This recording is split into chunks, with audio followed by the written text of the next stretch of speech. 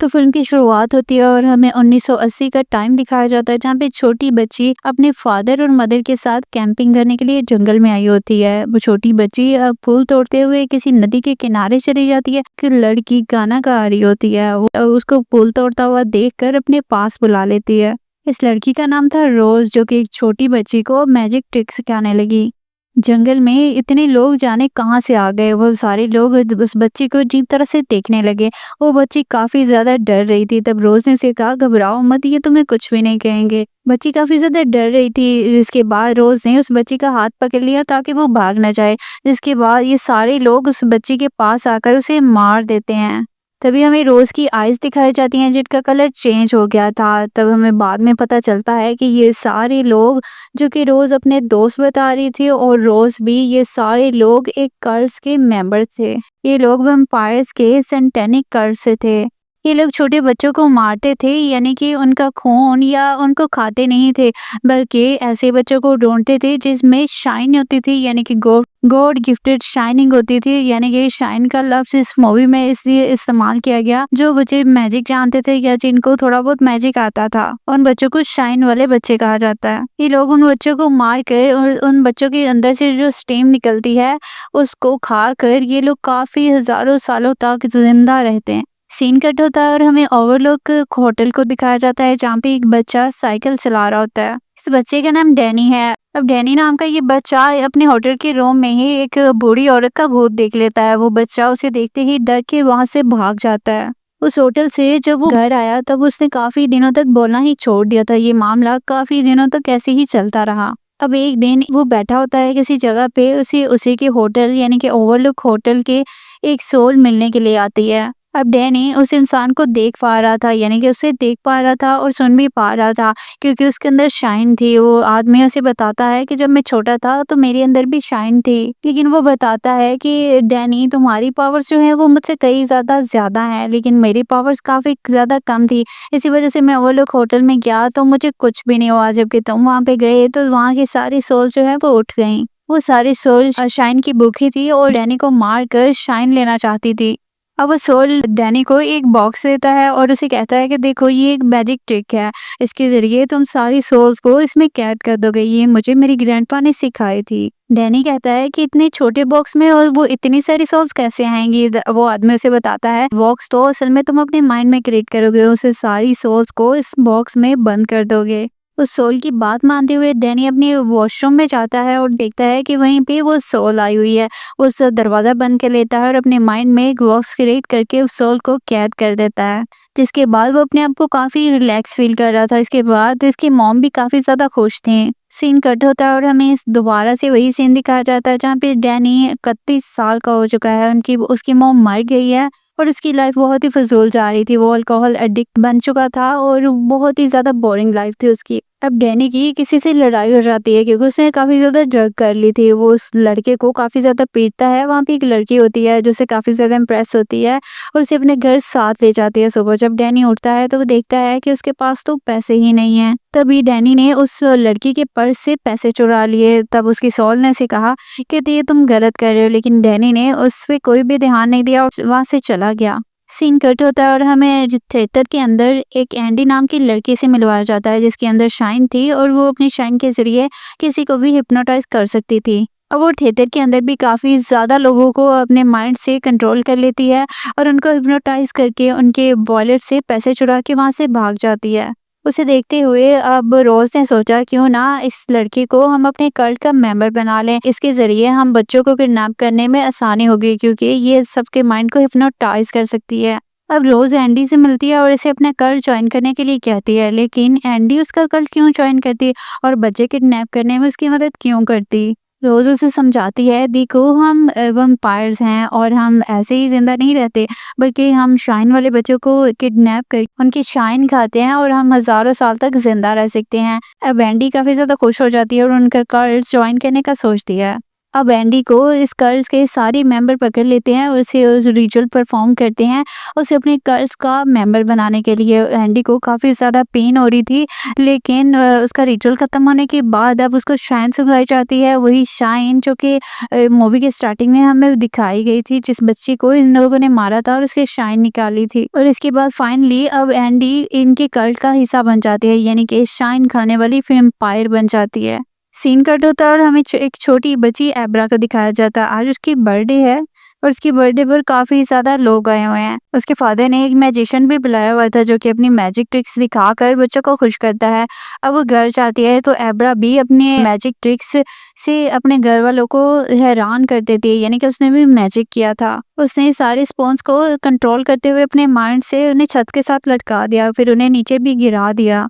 उसकी इस magic power से उसके मॉम और डैड दोनों ही काफ़ी ज़्यादा डर गए। साथ ही साथ रोज़ और डैनी, इन लोगों ने भी उसको सेंस कर लिया था, यानी इन दोनों को ही अपने पास में ही किसी शाइन वाले इंसान का पता चला था। खैर अब डैनी अपनी लाइफ को बेहतर करना चाहता था, इसीलिए वो दूसरे शहर आकर एक बिली नामी आदमी से मिलना चाहता था जो कि इसको वो जॉब प्रोवाइड करता है, उसे रहने के लिए घर भी देता है। अब यहाँ पर डैनी अपनी अल्कोहल के एडिक्शन को भी छोड़ना चाहता था, इसके लिए उसने रिहैबिलिटेशन सेंटर भी ज्वाइन किया था।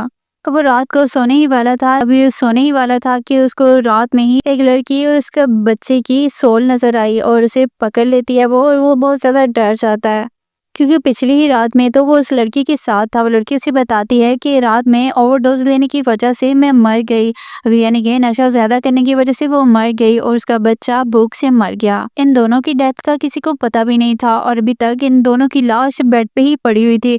अभी डैनी इस बात को सुनकर काफ़ी ज़्यादा हैरान हो जाता है और काफ़ी ज़्यादा परेशान हो जाता है। अपनी परेशानी को कम करने के लिए वो अल्कोहल लेना चाहता था, लेकिन यहाँ पर वो मना कर देता है, यानी कि वो अपने आप पे कंट्रोल करता है और अल्कोहल नहीं लेता। अगले दिन हम डैनी को रिहैबिलिटेशन सेंटर में देखते हैं जहाँ पर उसे जॉब में मिली थी। दरअसल पर ऐसे लोगों को रखा जाता था जो किसी बीमारी की वजह से मरने के करीब होते थे। यहीं पर डैनी एक बुरे आदमी से मिलता है जो मरने के बहुत करीब था, लेकिन वो डैनी से कहता है कि वो उसे बहुत डर लग रहा है, वो मरना नहीं चाहता। डैनी उसके पास जाता है और उसे अपनी मेमोरी से, यानी कि अपने माइंड को कंट्रोल करते हुए उसे अपने पास की अच्छी मेमोरीज दिखाता है, जिससे उसकी मौत आसान हो जाए। और अब डैनी की शाइन यूज़ करने की वजह से एब्रा को उसका पता चल गया था।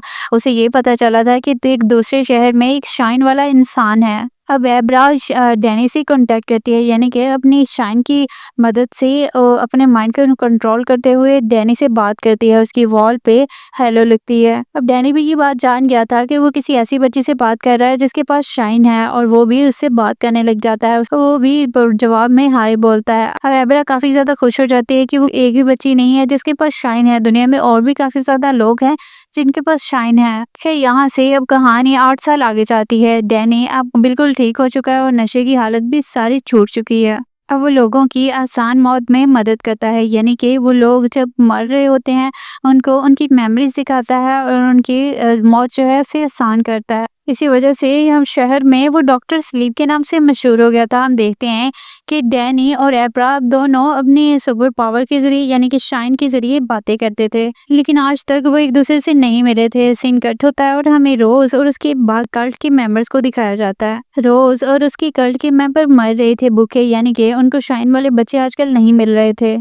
अब रोज को पता चलता है कि उनके कल्ट का 1000 साल पहले का मेंबर वो मरने वाला है भूख की वजह से, यानी कि शाइन ना मिलने की वजह से वो मरने वाला है। उसे बचाने के लिए रोज अपना थर्मस खोलती है और उसमें उसने काफ़ी शाइन इकट्ठी की हुई थी। वो अपने उस मेंबर्स को उस शाइन को सुंघाती है और उसे जान बचाती है। बिला अगर ये लोग एक शाइन वाले बच्चे को ढूंढ ही लेते हैं, जिस बच्चे को ये लोग एंडी की पावर से, यानी कि वो हिप्नोटाइज करने की आदत से उसे बच्चे को किडनैप कर लेते हैं और उसे अपने कल्ट के मेंबर के पास ले आते हैं। अब उस बच्चे को रोज टॉर्चर करना शुरू कर देती है। उससे निकलने वाली जो शाइन है उसे ये लोग उस पे ये टूट पड़ते हैं और इसे पागलों की तरह महसूस करते हैं और इसे खाने लगते हैं। काफी दूर बैठी एब्रा अब इस बात को जान जाती है कि एक बच्चे की जान जा रही है। वो बहुत ज़्यादा चिल्लाती है उस बच्चे की मौत की वजह से, मतलब कि वो बच्चा मर गया। तो एब्रा को उस बात का पता चल गया और उसे काफ़ी ज़्यादा सदमा पहुंचता है।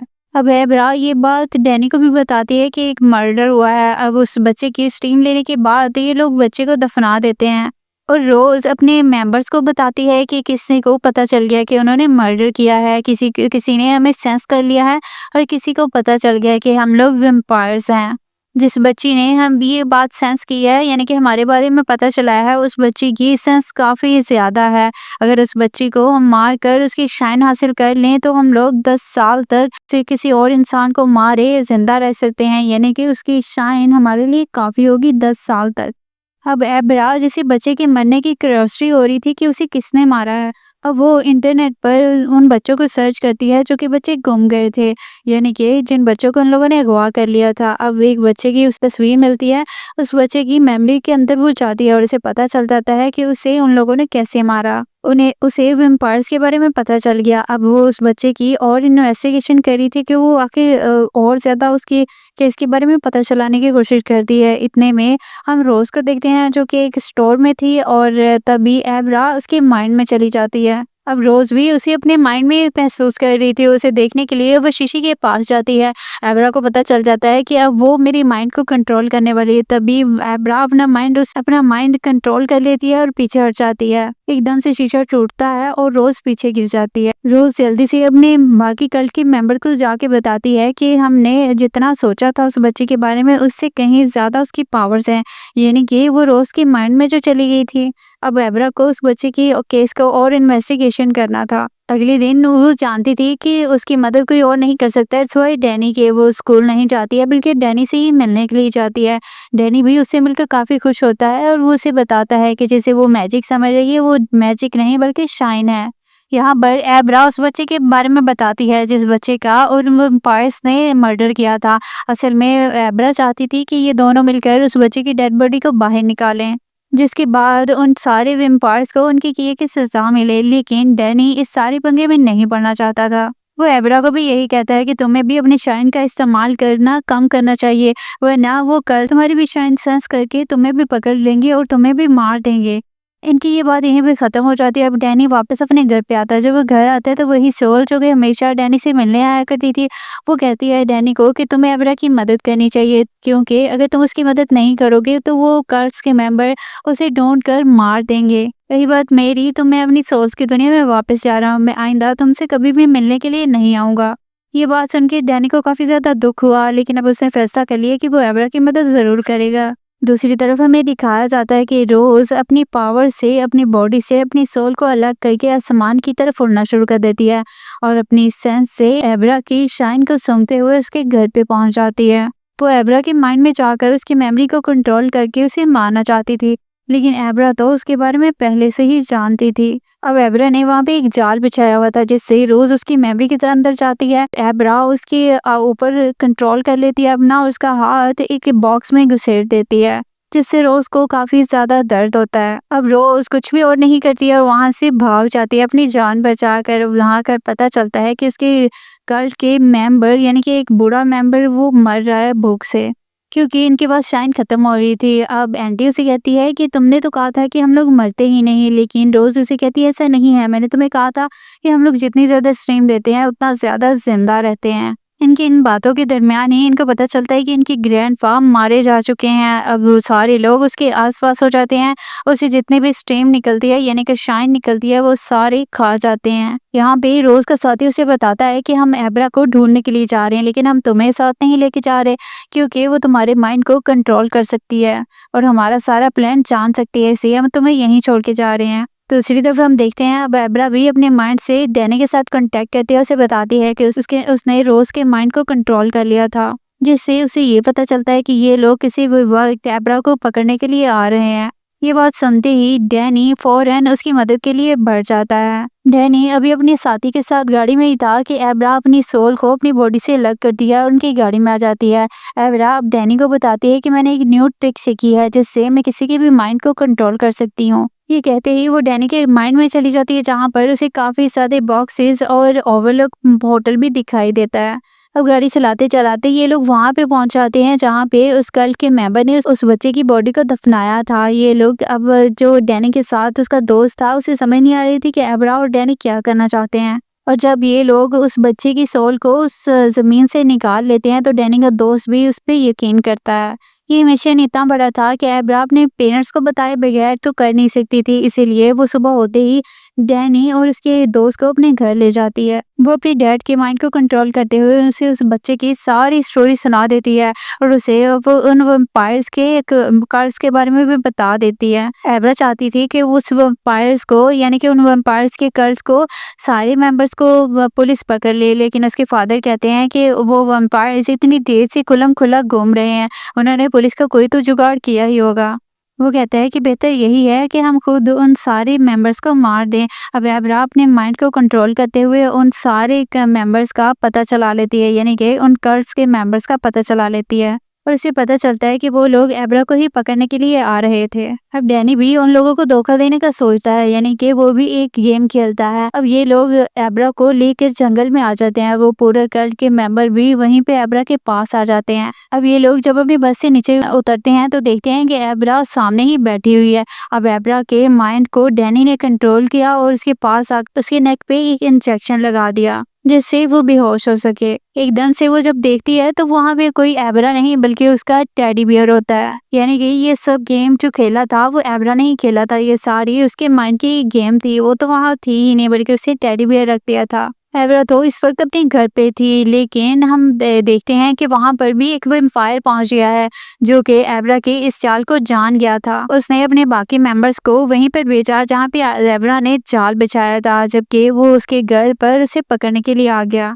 यहाँ पर डैनी और उसका लड़की का फादर उसका दोस्त था, यानी कि डैनी का दोस्त। ये लोग अब उनसे मुकाबला करते हैं और वैम्पायर्स को मारना शुरू कर देते हैं। दोनों तरफ से ही मुकाबला शुरू हो जाता है। यहाँ पर सारे वैम्पायर्स मर जाते हैं। डैनी की बंदूक में गोलियां खत्म हो चुकी थी और यहाँ पर वैम्पायर्स में भी सिर्फ एंडी ही बची थी। इससे पहले कि डैनी एंडी को मारता, एंडी अपने माइंड से उसे कंट्रोल करते हुए उसको बेहोश कर देती है। उसे गोली पे चलाने ही वाली थी कि दूसरी तरफ से एब्रा उसको अपने माइंड से जगा देती है। जब वो उठता है तो देखता है कि गोली की आवाज सुनाई दी है। उसे पता चला है कि डैनी के दोस्त ने ही एंडी को गोली मारी थी और मरने से पहले एंडी उसके दोस्त को ये कमांड दी गई कि वो अपने आप को खुद ही शूट कर ले। उसका दोस्त भी अपने आप को शूट कर लेता है, वो मर जाता है। दूसरी तरफ हम देखते हैं कि इन वैम्पायर्स का एक मेंबर एब्रा को बेहोश करके उसके घर से अगवा करके लेके जा रहा है। हालांकि उसके फादर भी टाइम पे पहुंच जाते हैं, लेकिन इस सब का भी कोई फायदा नहीं होता। वो फिर भी एब्रा को ले ही जाता है। उसे जब होश आता है, एब्रा को जब होश आता है तो वो कार में थी, पिछली सीट में उसे बेल्ट के साथ बांधा गया था। उसे ओवरडोज दी गई थी ड्रग्स की। अब वो ना ही तो अपनी मैजिक पावर यूज कर रही थी और ना ही अपने शाइन का यूज कर रही थी। जहाँ जब डैनी को पता चलता है कि एब्रा को उन लोगों ने अगवा कर लिया है, तब वो काफी ज्यादा अपसेट हो जाता है और अपने आप को रिलैक्स करने के लिए वहाँ अल्कोहल पीना चाहता था। वो अल्कोहल पीना चाहता था, लेकिन डैनी अपने माइंड को कंट्रोल कर लेता है और वो नहीं पीता। अब अपने माइंड के यूज करते हुए एब्रा की लोकेशन का पता चला लेता है और उसके पास चला जाता है। वो एब्रा के माइंड को कंट्रोल करता है, उसके माइंड को कंट्रोल करके उस ड्राइवर के माइंड को भी कंट्रोल कर लेता है। उससे कार एक्सीडेंट करवा देता है जिससे वो ड्राइवर यानी कि वो वैम्पायर मर जाता है। ऐसे ही ये सारे वैम्पायर्स को मार देते हैं सवाए रोज के, जो कि इनके साथ आई नहीं थी। अब रोज ने जितनी भी अपने थर्मस में शाइन जमा की हुई थी वो सारी की सारी शाइन वो खा जाती है। अब वो काफी ज्यादा पावरफुल हो चुकी थी, जिसके बाद वो डैनी और एब्रा से बदला लेने का सोचती है। डैनी एब्रा को बताता है अब रोज अब बहुत ज्यादा पावरफुल हो चुकी है, अब हम दोनों को वो नहीं छोड़ेगी। वो उसे बताता है कि उसे मजा चखाने के लिए वो एक ऐसी जगह पे जा रहा हूँ जहाँ पे शाइन वाले लोगों के लिए वो जगह बहुत ज्यादा खतरनाक है और वेम्पायर्स के लिए तो और भी ज्यादा खतरनाक है, और वो जगह है ओवरलुक होटल। वहाँ आकर होटल में आकर डैनी एक बॉयलर रूम में जाता है और बॉयलर को ऑन कर देता है। उसके बाद एक सॉल डैनी को अल्कोहल सर्व करती है, लेकिन डैनी उसकी चाल को समझ आता है और वो नहीं लेता। अब रोज भी इस होटल में पहुंच चुकी थी, यानी कि वो डैनी और एब्रा की सोल्स को सेंस करते हुए वहां पे पहुंच चुकी थी और वहां पे आकर उसे काफी ज्यादा लिफ्ट से खून निकलता हुआ दिखाई देता है। अब रोज जब आगे आती है तो वो देखती है कि डैनी और एब्रा वहां पे खड़े हुए हैं, जो कि दोनों अपने माइंड्स को कंट्रोल करते हुए उसके ऊपर हमला कर देते हैं। उनकी इस पावर से रोज एक अजीब सी जगह पे पहुंच चुकी थी, एक अजीब सी दुनिया में जो पजल जैसी जगह थी। अब वो जब वहां पे फिर रही थी तो एब्रा बार बार उसके ऊपर आके अटैक करती है, यानी कि उसको चाकू से मारती है। अब जब अगली दफा एब्रा उसके ऊपर हमला करने वाली थी तब तब रोज अपने माइंड को कंट्रोल करती है और उसके लिए तैयार हो जाती है, यानी कि एब्रा भी उसके ऊपर हमला करने वाली थी। जब एब्रा उसके ऊपर हमला करती है तब रोज उसको पकड़ लेती है। तभी उसके पकड़ने से उसे पता चलता है ये माइंड तो एब्रा का है ही नहीं, बल्कि ये माइंड तो डैनी का है। उसे पता चलता है कि डैनी उसे एक बॉक्स में बंद करना चाहता है। उसे पता चलते ही वो उसके माइंड से फौरन बाहर निकल आती है। अब जब वो होश में आती है तो वो देखती है कि एब्रा और डैनी उसके सामने ही खड़े हुए हैं। अब एब्रा उसे देखकर भाग जाती है। अब वो आती है रोज डैनी के पास, उसे अपने कर्ज में शामिल होने का कहती है, लेकिन जब वो इनकार करता है और उसे हैमर से मारने की कोशिश करता है तभी रोज उसका हैमर उठाकर उसे सीढ़ियों से धक्का देती है और उसी हैमर से उसे मारती है। अब डैनी के अंदर से शाइन निकल रही थी जिसे रोज अपने अंदर समा रही थी। यहाँ पर डैनी को मारने के लिए रोज उसके माइंड के अंदर चली जाती है। अब रोज उसके माइंड के अंदर जितने भी बॉक्स थे उन सब का लॉक खोल देती है।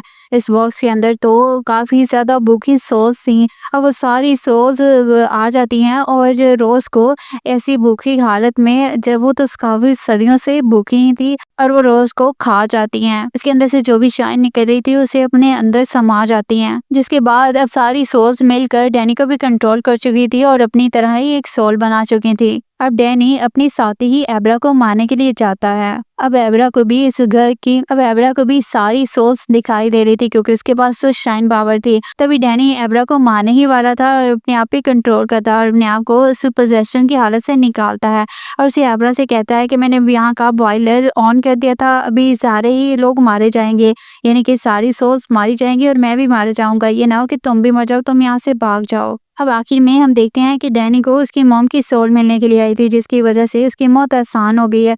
बाहर खड़ी एब्रा इस होटल को चलते हुए देख रही थी। होटल से ज्यादा दुख तो उसको डैनी की मौत का था। अब कुछ दिन बाद का सीन दिखाया जाता है जहाँ पे एब्रा के पास डैनी की सोल आती है, जैसा कि डैनी के पास एक अच्छी सोल आया करती थी। अब हमें पता चलता है कि उस होटल की सारी सोल्स अब एब्रा के पीछे लग चुकी थी। डैनी उसे वो मैजिक सिखाता है जो कि उसे अच्छी सोल ने सिखाया था, यानी कि अपने माइंड में बॉक्स बना के उन सोल को कैद करने वाला। अब वो किसी से बातें कर रही थी तो उसकी मॉम को पता चल जाता है। उसकी मॉम आके पूछती है कि तुम किससे बातें कर रही थी। अब एब्रा वहाँ पे झूठ नहीं बोलती और बता देती है कि वो डैनी अंकल की सोल के साथ बातें कर रही थी और अपनी मॉम को बताती है कि मॉम, मरने के बाद भी आफ्टर लाइफ होती है। उस आफ्टर लाइफ मेरी डैड भी काफी ज्यादा खुश है और डैनी अंकल भी बहुत खुश हैं। उसकी मॉम भी ये बात सुन के काफी ज्यादा खुश होती हैं। अब ये कहने के बाद एब्रा अपनी वॉशरूम में जाती है उस बूढ़ी औरत के सोल को कैद करने के लिए, जिसे मूवी के स्टार्टिंग में डैनी ने अपने माइंड में कैद किया था। और बस यही दिखाते हुए ये मूवी एंड हो जाती है।